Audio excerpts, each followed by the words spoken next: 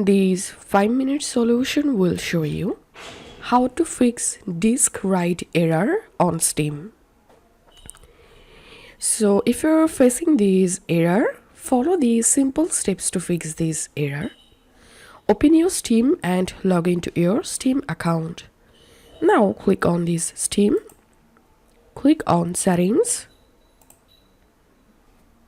And a pop-up will appear like this. Here you have to select storage.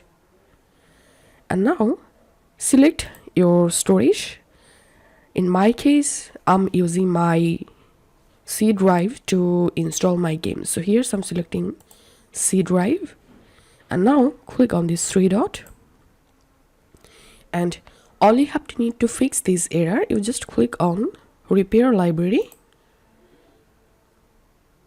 And Steam will automatically repair the library or the issue you are facing. After that, close your Steam and relaunch it, and hope this will fix the error. If you find this video helpful, make sure to subscribe 5-minute solution. See you in the next video.